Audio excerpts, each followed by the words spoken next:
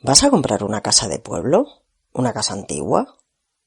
¿Has visitado ya unas cuantas y tienes ya alguna en mente que te interesa? ¿Tienes quizás dudas en cuanto al precio? ¿No sabes si el precio que te están proponiendo es verdaderamente un precio justo? Pues te invito a quedarte conmigo, porque en este episodio te doy unos cuantos consejos para saber si el precio de venta de la casa es justo, si vale la pena hacer la compra. Te voy a explicar lo fundamental y un montón de buenos consejos para que puedas llevar a cabo tu proyecto.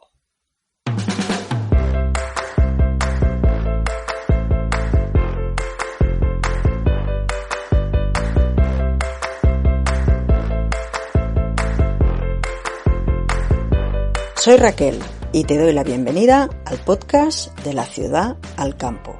Hace muchos años que cambié la ciudad por el campo y cuento con una muy larga experiencia en lo referente al alquiler, la compra y la restauración de casas.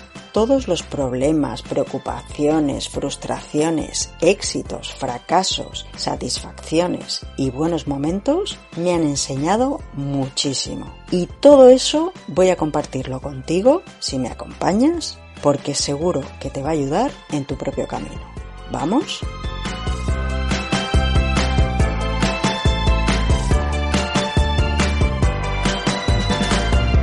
Vamos a ver qué cosas hay que tener en cuenta cuando te proponen un precio para la compra de una casa, para la compra de un inmueble. ¿Cómo podemos saber si ese precio que nos están proponiendo es justo y adecuado a la zona y al estado en el que se encuentra la casa?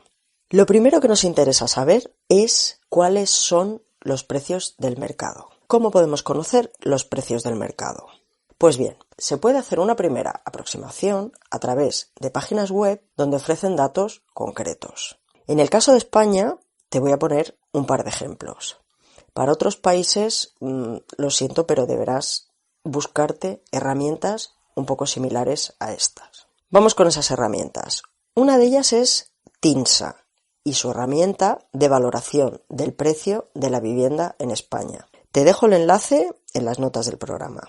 TINSA, a través de su base de datos de tasaciones, calcula el precio medio de la vivienda terminada en comunidades autónomas, provincias y capitales de España. Es muy generalista para buscar un caso concreto, pero puede dar una primera aproximación por zonas, ¿vale? Pues puedes buscar, si estás buscando en una comunidad autónoma o en otra, o en una provincia o en otra, te puede decir cuál es el precio medio en cada lugar.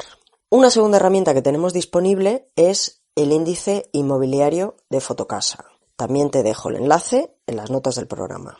El índice inmobiliario de Fotocasa te muestra el precio medio de la vivienda de segunda mano en venta y en alquiler. Te muestra una evolución también de los precios por zonas desde enero del 2005, que es cuando pusieron en marcha la herramienta. Es una herramienta un poco más concreta que la anterior, que TINSA. Pues se basa en sus propios anuncios, no se basa en tasaciones como lo hace TINSA. Y al basarse en sus propios anuncios te puede dar información de pueblos concretos. El problema es que si no tiene anuncios de un pueblo concreto, pues tendrás que hacer una ojeada a pueblos de alrededor para hacerte una idea de los precios que hay en la zona.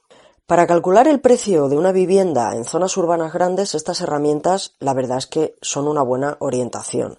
Pero claro, en zonas rurales es un poco más complejo porque hay menos datos, hay menos oferta. Entonces hay que hacer un trabajo más analítico y tendrás que revisar primero en webs generales donde te podrás hacer una idea de cómo oscilan los precios, de qué precios puedes encontrar en la zona. También, como comenté en el primer episodio de cómo buscar casa, puedes acercarte a inmobiliarias locales y hablar con los agentes inmobiliarios, ya que pueden ser unos buenos aliados a la hora de comprar una casa. Si conocen bien el mercado, que lo suelen conocer en zonas pequeñas, te pueden asesorar sobre si el inmueble tiene un precio coherente o si se han subido a la parra con el precio.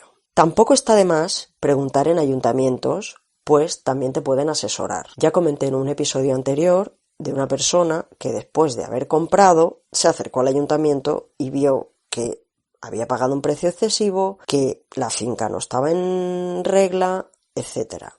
El ayuntamiento te puede dar mucha información respecto a un inmueble o respecto a los precios de la zona y muchísimas otras informaciones. No dejes de lado esa fuente de información. Vamos a ver cuál es el siguiente tema que hay que tener en cuenta cuando te proponen un precio para la compra de una vivienda en un pueblo.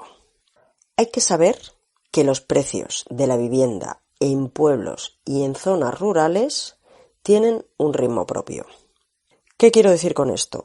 Pues quiero decir que los precios en los pueblos pueden verse afectados por burbujas de precios en zonas urbanas o porque la zona se ponga de moda y haya demanda de gente con alto poder adquisitivo. Te pongo un ejemplo. Hace unos años, en una zona de la Terra Alta, en la provincia de Tarragona, en la parte interior, una zona con viñedos y tal, hubo varios personajes famosos del mundo de la música, del mundo del periodismo, que compraron viñas en esa zona. Bueno, pues a partir de ahí, los precios de esa zona se dispararon. Las casas hacía unos años valían X y a partir de ese momento, por esa moda, subieron muchísimo. Entonces, todas esas modas, burbujas, tendencias afectan también a las zonas rurales. También afectan en ciudades, en según qué barrios, en según qué zonas, pues en los pueblos ocurre algo similar. Luego hay que tener en cuenta que las casas de pueblo pueden tener un cierto valor sentimental o pueden ser una herencia a repartir entre varias personas, lo cual también puede afectar en el precio. Y luego hay que tener en cuenta la propia mentalidad rural. Y un hecho curioso, pero cierto, que es que vender hace de pobre. Y esto no lo digo a la ligera. Es algo que he oído varias veces, lo he consultado con gente de zonas rurales y efectivamente vender propiedades es un signo de debilidad, de que necesitas dinero. Porque tener patrimonio, aunque sean ruinas o piedras, es signo de riqueza. El mundo rural tiene sus propios códigos y eso lo conoces cuando vives ahí unos años. A veces hay propietarios que no quieren vender pues porque no lo necesitan, porque simplemente si la vivienda es una vivienda antigua, que la han ido heredando de padres a hijos, tiene muy poco coste a nivel fiscal, pues entonces cuesta muy poco mantenerlas. Y si en un momento dado aparece una de estas olas, una de estas modas, una de estas tendencias donde la gente, hay una demanda creciente, entonces pues piden precios astronómicos. Estas cosas ocurren también en zonas rurales, tenlo en cuenta. Cuando una casa está públicamente en venta, es interesante saber cuánto tiempo hace que está en venta, si ha variado el precio en algún momento y cuántos propietarios tiene, ya que si quieres hacer una oferta, pues la toma de decisiones a la hora de aceptar o no esa oferta dependerá si es una sola persona la que tiene que decidir o si son varias. En bastantes ocasiones puedes encontrarte con casas heredadas cuyos propietarios viven en la ciudad y a veces pretenden poner precios de ciudad. Cuando una casa sale a la venta, normalmente suele tener un precio alto, porque el precio lo pone el propietario. Y luego a la larga, a los pocos meses, empieza a bajar. Hay casas que llevan años en venta, que salieron con un precio desorbitado, que se han ido deteriorando de no habitarlas, y aunque han ido bajando el precio, las reformas a realizar son cada vez más importantes, con lo cual cada vez es más difícil que esa casa se llegue a vender, a no ser que el precio baje a un nivel irrisorio. Otro tema a tener en cuenta también es cómo vas a pagar la casa. Normalmente se suele comprar con hipoteca o préstamo personal, dependiendo del montante, aunque también puede ser que se haga con medios propios, sin pedir préstamo alguno. En cualquier caso, hay que tener en cuenta que además del precio de venta, hay que contar con los gastos notariales y de registro y con los gastos de posibles reformas que haya que efectuar en la casa. Has de prestar muchísima atención e informarte muy bien de la situación legal de la casa, tal y como ya expliqué en el episodio 3. Es necesario saber si la casa está en terreno rústico o urbano, si todas las partes que la componen están legalizadas y registradas. Si por ejemplo una casa está en terreno rústico, los bancos no dan hipotecas directamente, porque no se consideran zonas urbanizables. Y también tendrás que verificar que aparezca en el registro tal y como es, no como otra cosa. Hay casas que en el catastro aparecen como una casa, 2 plantas, tantas estancias,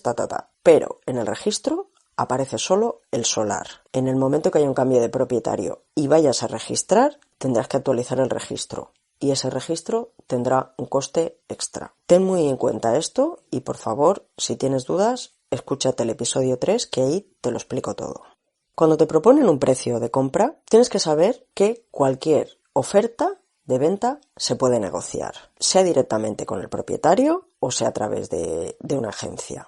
En Francia, por ejemplo, me he encontrado muchísimas veces que el propio agente inmobiliario te propone una oferta, ¿vale? Una casa, no sé, 70.000 euros. Y el propio agente te dice, puedes ofrecer 65.000, porque él sabe hasta dónde estaría dispuesto a rebajar el propietario, ¿vale? Y esto es una práctica también muy común en España y seguramente en muchísimos países. Recuerda que al precio de compra has de añadir una reserva de dinero para gastos varios, para las comisiones, si no están incluidas en el precio de venta, para los gastos notariales, para impuestos, para permisos de obra, si es que necesitas pedirlos para hacer reformas, eso lo tienes que consultar con el ayuntamiento, ¿de acuerdo? Y otro factor que también influye en el precio, aunque parezca extraño, es la época del año en que compres. Esto es un hecho que he podido comprobar a partir de mi experiencia, de verdad. No es lo mismo comprar en verano o primavera que en invierno. Depende de la demanda. Por ejemplo, en zonas de alta montaña con oferta turística invernal, pues allí es a la inversa. Los precios son más altos en invierno. Y en zonas costeras, donde la oferta turística es más de cara al verano, pues los precios son más altos en verano. En zonas rurales, normalmente en primavera, verano, los precios suelen ser un poco más altos que en otoño e invierno, porque la gente parece que se mueve más a la hora de buscar casa cuando llega el buen tiempo. Y entonces, como hay más demanda, los precios suben. ¿Por qué ocurre esto? Pues no lo sé, pero ya te digo que a partir de mi experiencia he visto que esto pasa. Y por último, y como reflexión final, te voy a dar una pauta para saber cómo calcular el precio justo de una casa, de un inmueble, de una finca que te interesa. Esto se puede calcular teniendo en cuenta la siguiente ecuación: que el precio de la compra más el precio de las reformas no sea superior al precio de una posible reventa. Esto me lo explicó un agente inmobiliario en Francia y la verdad es que fue un muy buen consejo. Te explico. Ella me puso un ejemplo. Me dijo, por lo general, en esta zona, el precio medio de venta de una casa de pueblo reformada, con un mínimo de 100 metros cuadrados y un poco de jardín, es de 130.000 euros. Por ese precio se puede vender bien. Por más, es un poco más difícil. Habría que ver otras características. Partiendo de aquí, me dijo, tú puedes encontrar una casa por 20.000 euros. Una ganga, vale. Pero si tú a esa casa has de meterle un dineral en reformas que supere esa cifra de los 130.000 euros, entonces quizá no sea una buena inversión. Y tú dirás, pero a ver, yo quiero una casa para vivir, no quiero una casa para revenderla ni para especular con ella. De acuerdo, estoy de acuerdo.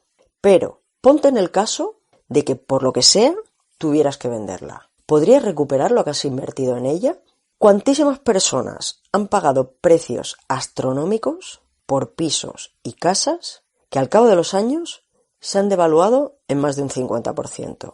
¿Cuantísimas personas han comprado una vivienda y se han dejado un pastón en la reforma y cuando han querido vender con ganancias, teniendo en cuenta lo que han invertido, no hay manera de que nadie pague ese precio? Por eso, aunque no tengas pensado comprar una casa para luego venderla, este ejercicio te permite conocer si el precio que te están proponiendo es un precio justo.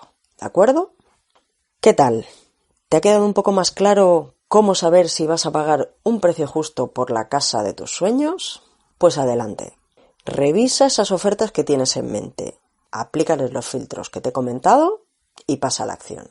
Ten en mente la famosa frase, solo el necio confunde valor y precio. Intenta no caer en la trampa de la sobrevaloración por moda, por zona o por burbuja. Una vivienda no deja de ser una inversión de tiempo y esfuerzo económico. Haz que valga la pena.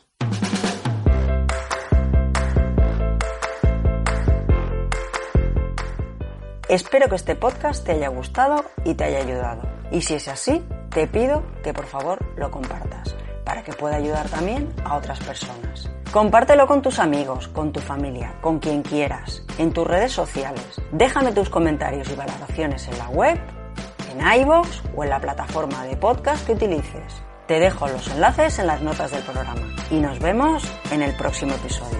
Hasta entonces, disfruta de la vida. ¡Chao, chao!